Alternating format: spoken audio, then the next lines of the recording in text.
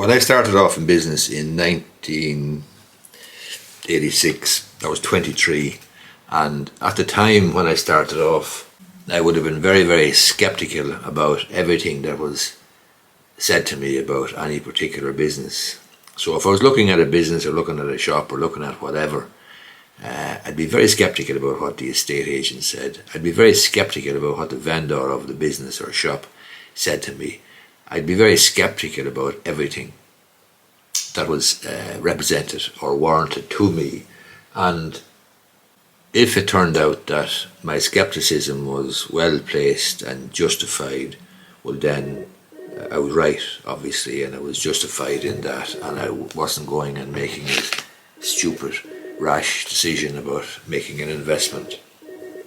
However, if I wasn't right in my skepticism, then obviously I was going to be even better off than otherwise, because clearly my skepticism wasn't justified, and the representations and blandishments that were being made to me were actually true and were justified, which is fair enough.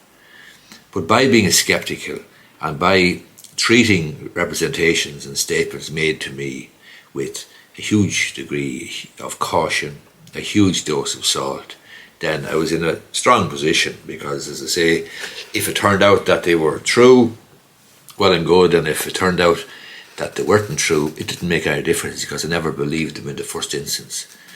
But nowadays, I don't know whether it's nowadays or whether perhaps I was ultra skeptical as a young lad, ultra cautious. Maybe I was born with some street smarts or some level of caution and skepticism about business and about what people might say to you.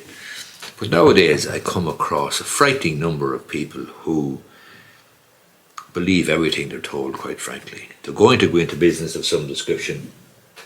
They are going to take on a business, take over a business, buy a shop, start a business, and they listen to what they're being told by the vendor, by the estate agent, by whoever, and they believe it all, which, as I say, absolutely baffles me.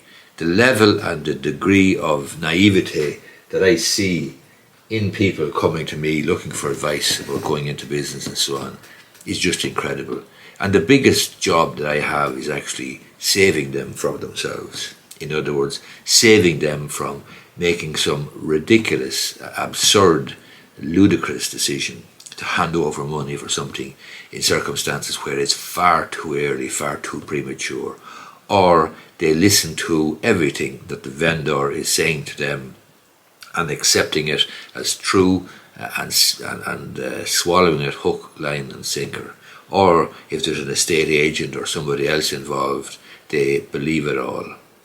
If you're going to go into business, then you need a healthy degree of skepticism. You need to verify and carry out your due diligence and not naively rush into commercial decisions which may come back to haunt you. And the purpose of this video is simply to flag up the danger that I see regularly when people come to me, they're going to start their own business, and they have a very trusting, very naive, very gullible sort of an attitude. And quite frankly, that may be appealing and agreeable in some ways, but from the point of view of doing business, it's not the smartest approach. You really do need to carry out your due diligence, to test statements, to get to the bottom of them, to do your own research, to unpack whatever is being said to you, and to carry out, as I say, your due diligence from a legal perspective and an accounting perspective if you can, and so on and so forth. But if anything, you take anything from this video, if you're going to go into business, if you're going to take over a business, and if you're just starting out, it's a dog-eat-dog world out there. People who've had a tough time in business and have now an opportunity to sell it on are going to make certain statements and certain representations that may well be, to put it mildly, exaggerated.